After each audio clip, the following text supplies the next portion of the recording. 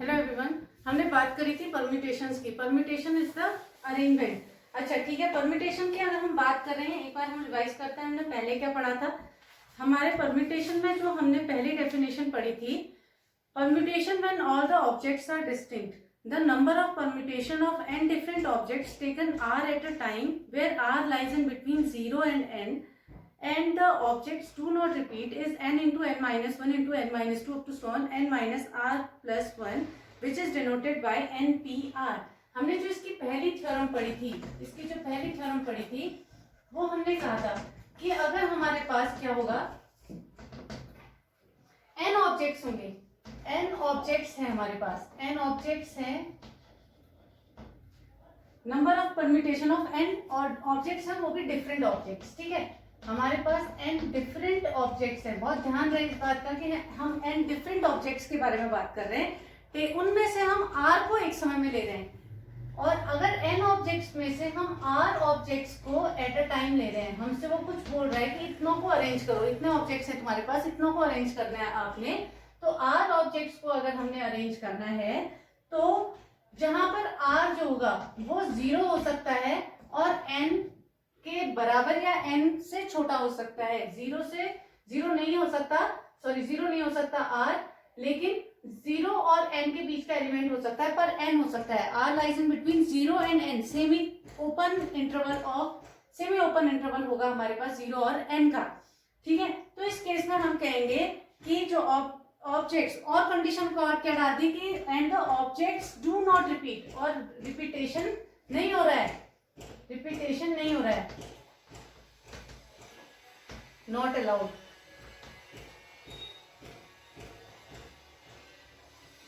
देख लेना, not allowed अगर हम बात कर रहे हैं तो इस केस में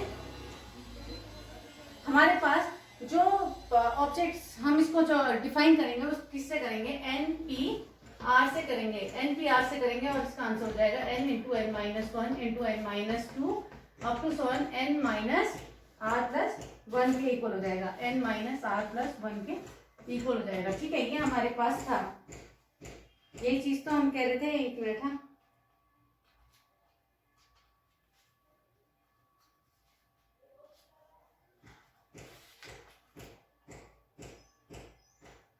हाँ ठीक हो गई, ये हमारी बात आई थी। इसके बाद अब हमारी जो दूसरी डेफिनेशन आती है वो हमसे कहता है,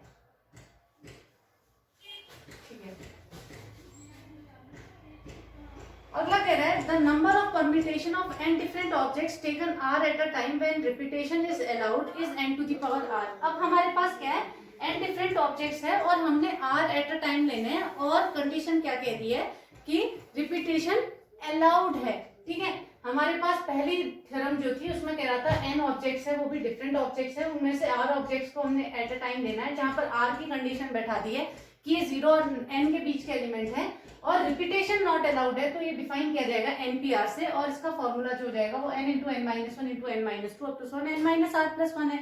जो इसी में हमारे पास सेकंड थ्योरम निकल के आई। सेकंड थ्योरम क्या कहती है, अभी भी हमारे पास n डिफरेंट ऑब्जेक्ट्स हैं, f डिफरेंट ऑब्जेक्ट्स हैं, हमारे पास r ऑब्जेक्ट्स को हमने एट अ टाइम लेना है, जहां पर r के लिए वही कंडीशन है कि ये 0 और n के बीच का एलिमेंट है, और ये कह रहा है तीसरी इंपॉर्टेंट कंडीशन की रिपीटेशन जो है अलाउड है।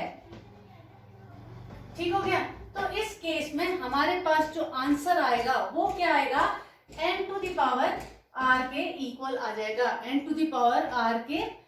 आ जाएगा। ठीक है, जैसे इसमें n ऑब्जेक्ट्स थे, r ऑब्जेक्ट्स को हमने लेना था, तो हमने जितने ऑब्जेक्ट्स लेने हैं उतनों के हमने डब्बे बना दिए। ठीक है, r ऑब्जेक्ट्स हैं ये हमारे, r ऑब्जेक्ट्स के हमने डब्बे बना दिए। ठीक है, डब्बे बनाने के बाद हमने हर एक में डिफरेंट ऑब्जेक्ट लाना है, तो इसमें अगर n भर गया तो अगले वाले में n, जो n इसमें भरा है वो इसमें नहीं भरेगा, फिर n माइनस 2, और ऐसे ही हमारे पास ये वाला आ जाएगा n माइनस r प्लस 1 के इक्वल।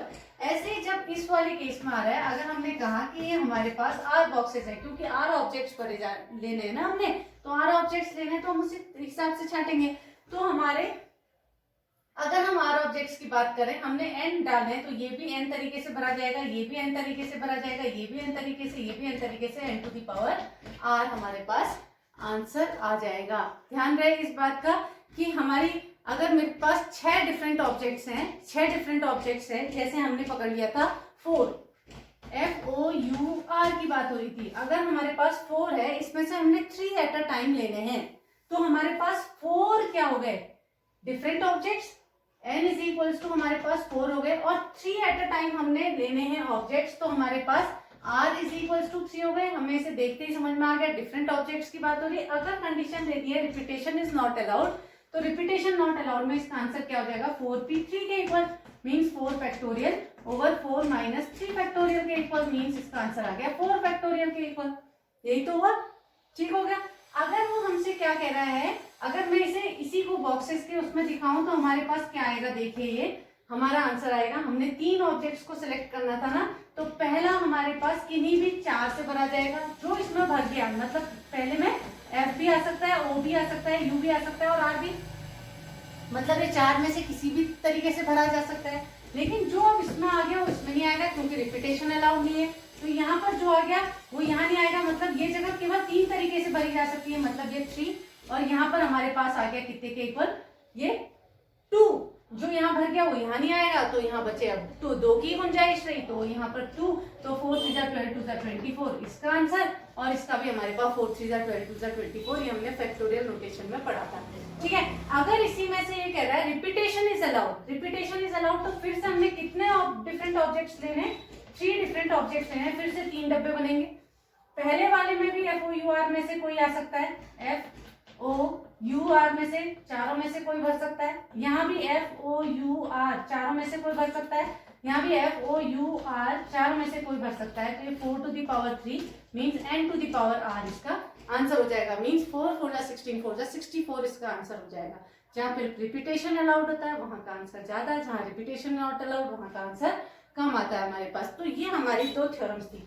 अब 2 थ्योरम्स में इसने और कहा है कि permutation when all the objects are not distinct objects. अब ऐसा भी तो हो सकता है हर केस में हमारे पास सारे ऑब्जेक्ट्स जो है वो डिस्टिंक्ट हो, जरूरी तो नहीं है, डिफरेंट हो जरूरी तो नहीं है, ठीक है। हमने पहली थ्योरम पढ़ी कि हमारे पास n डिफरेंट ऑब्जेक्ट्स हैं, FOUR चारों के चारों डिफरेंट ऑब्जेक्ट्स हैं।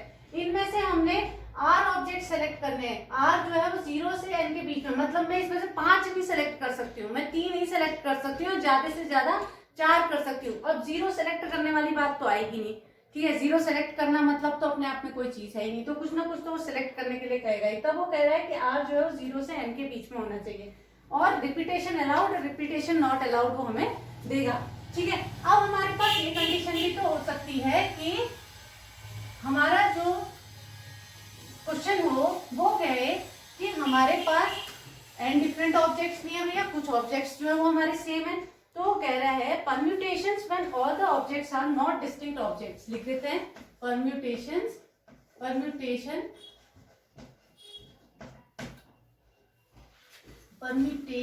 व्हेन all the objects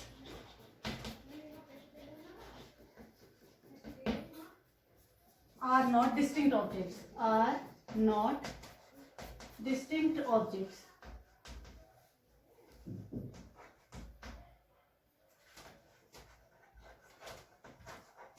अच्छा, अगर डिस्टिंक्ट ऑब्जेक्ट्स नहीं है तो उसमें क्या, जैसे हमारे पास हो जाए GOOD, गुड हो गया। इसमें 2 ऑब्जेक्ट्स आपको सेम नहीं दिख रहे हैं, हमारे पास 4 ऑब्जेक्ट्स हैं, लेकिन 4 ऑब्जेक्ट्स में सारे ऑब्जेक्ट्स जो हैं वो हमारे पास लेटर्स जो हैं वो डिफरेंट नहीं है, ठीक है।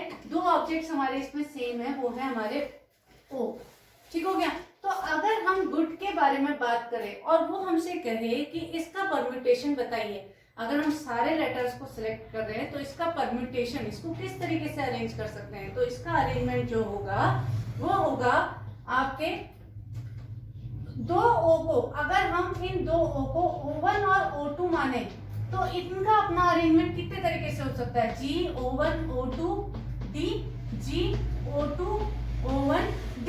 लेकिन ये O2 O1 अपने आप में तो है ही O ना, तो ये अपने आप में इनका अपने में अरेंजमेंट दो तरीके से हो सकता है, मतलब 2 फैक्टोरियल तरीके से हो सकता है। तो हम इसे क्या लिखेंगे, 4 अगर डिस्टिंक्ट माने जाए तो 4 फैक्टोरियल, 4 लेटर्स माने जाए तो 4 चार लेटर्स माने जाए तो 4 फैक्टोरियल, उनमें से जिनकी रिपीटेशन हो रही है, जितनी बार हो रही है, वो हमारा इसका आंसर 4 फैक्टोरियल होगा। 2 फैक्टोरियल इसका हमारा आंसर आ जाएगा। मतलब कितने के हो जाएगा, 4 इंटू 3 इंटू 2 ओवर 2 के, मतलब आ गया ये 12 हमारे पास तरीके से हम इसे अरेंज कर सकते हैं। Permutations when all the objects are not distinct. अच्छा, अगर हम इसे दिखाएं, हमने कहा कि ये ओ जो है ये दो O1 O2 है, तो इसका अरेंजमेंट किस तरीके से हो सकता है एक बार पढ़ लेते हैं। Suppose we have to find the number of ways of rearranging the letters of the word good. In this case, the letters of the word are not all different. There are two O's which are of the same kind. Let us treat temporarily the two O's as different, say O1 and O2.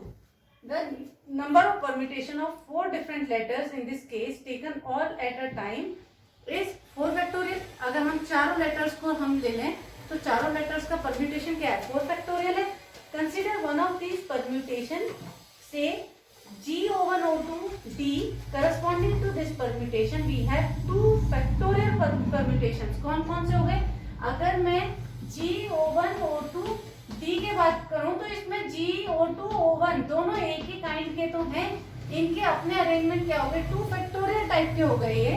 तो हमने कहा भैया इनको तो हम 2 factorial मान सकते हैं, इनका अपना अरेंजमेंट तो 2 फैक्टोरियल तरीके से हो सकता है. कि इनका अगर मैं केवल O1 O2 की बात करूं, O1 O2 हमारे पास दो ऑब्जेक्ट्स है ना, इनका अपना अरेंजमेंट कितने तरीके से हो सकता है 2 फैक्टोरियल तरीके से. दो है हमारे पास एलिमेंट्स, इनका अपना अरेंजमेंट जो है, अगर मैंने डिफरेंट ऑब्जेक्ट्स मान के चलूं तो इनका अपना अरेंजमेंट कितने तरीके से हो सकता है, 2 फैक्टोरियल तरीके से हो सकता है. तो इसने कहा कि इन ये दो तरीके क्या है, G01 O2 D या G02 O1 D, यही तो डाल सकते हैं हम.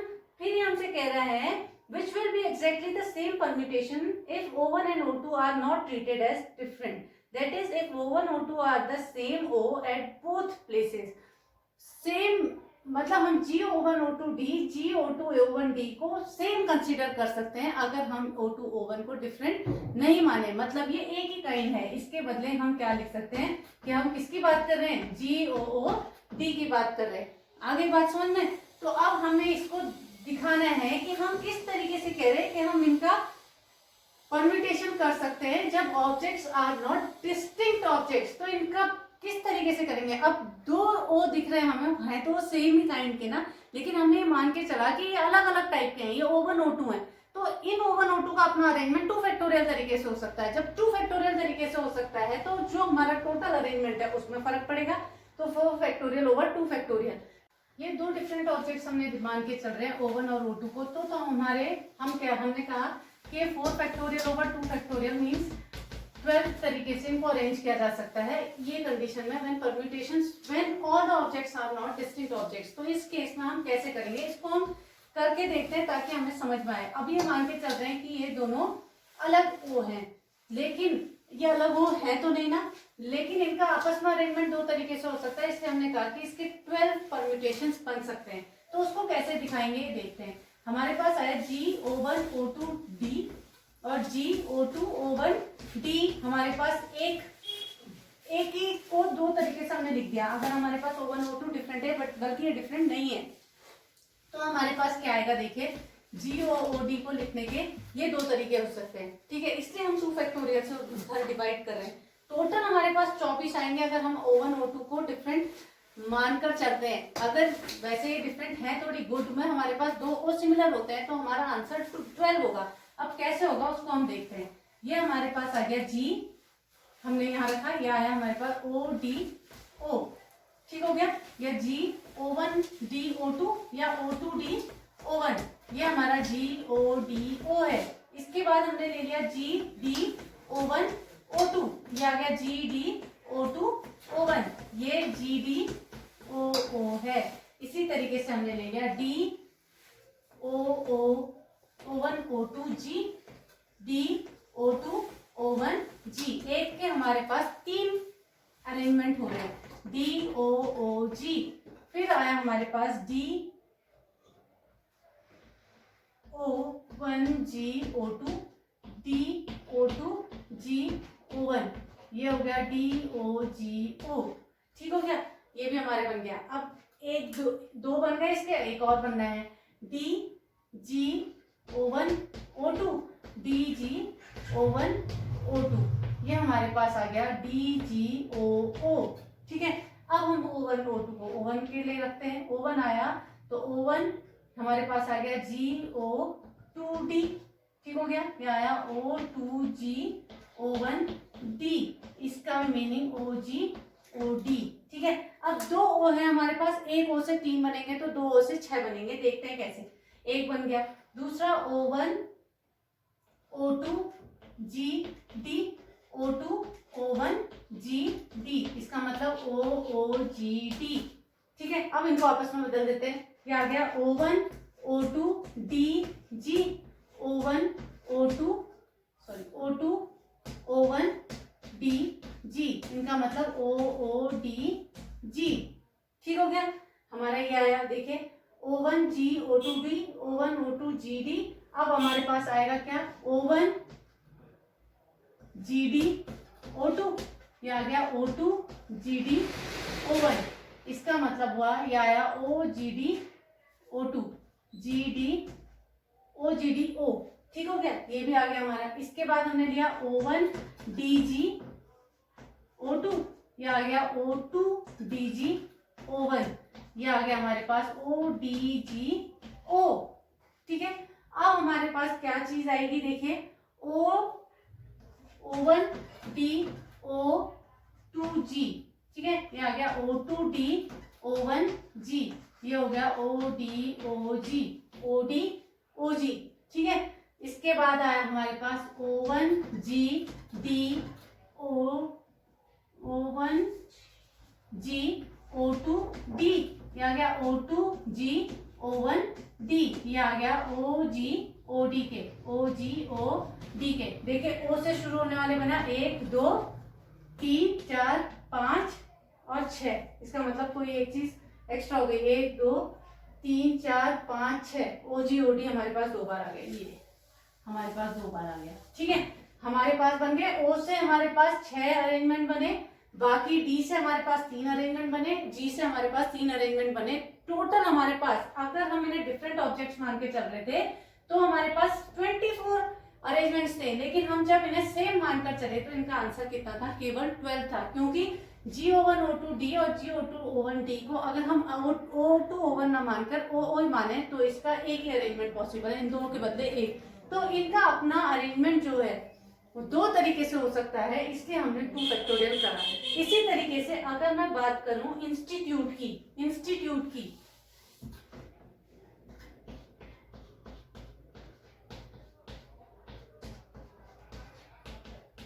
इसका अगर हम परम्यूटेशन निकालें, यहाँ पर हमारे पास सारे ऑब्जेक्ट्स जो हैं वो डिफरेंट नहीं है, तो इसमें अगर हमें परम्यूटेशन निकालना है तो आप देखिए यहाँ पर आई कितने हैं, 1 2 इंस्टीट्यूट। ठीक हो गया, आई है हमारे पास 2, हमारे पास टी कितने हैं, टी है हमारे पास 3, और बाकी एन एस यू और ई ये सब अलग है। ठीक है, तो इनका आपस में पहले सबको हम काउंट करेंगे, 1 2 3 4 5 6 7 8 9, इनका अपना जो अरेंजमेंट है वो 9 फैक्टोरियल तरीके से, जिनमें से जो सिमिलर ऑब्जेक्ट्स हैं वो हमारे पास है 2i मतलब 2 फैक्टोरियल, और ये हो गया हमारे पास 3 फैक्टोरियल। तो हमारा इसका आंसर जो आएगा वो 9 factorial over 2 factorial into 3 factorial, इसको आप सॉल्व कर लेंगे।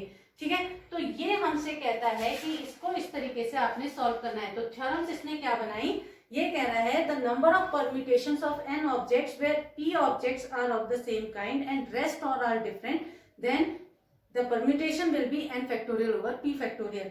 और इसको और मॉडिफाई कर दिया इसने कहा कि the number of permutation of n objects where p1 objects are of one kind, p2 are of second kind, pk are of kth kind, then the permutation will be n factorial over p1 factorial, p2 factorial up to so on pk factorial. मतलब जितने repetition जिनकी जितने बार हो रही होगी उतने से हम इसे डिवाइड मार देंगे। हम डिफरेंट ऑब्जेक्ट्स में क्यों नहीं करते थे, क्योंकि नीचे 1 फैक्टोरियल बैठने वाला था। जैसे 4 का हमने परम्यूटेशन निकाला तो हमने कहा 4 फैक्टोरियल, यहाँ पर सेम काइंड के नहीं है तो 1 factorial into 1 factorial into 1 factorial into 1 factorial तो हुआ, ये तो अंडरस्टूड है ना चीज। अगर रिपीटेशन हो रही है किसी भी लेटर की तो उस केस में हमारे पास नीचे जो बैठेगा वो जो जितने बार वो रिपीट हो रही है चीज उतने बार बैठेगी। आई बात समझ में? तो इस तरीके से इन क्वेश्चंस को आप ट्राई करिए, आप ट्राई करेंगे तब आपको ये क्वेश्चंस आएंगे।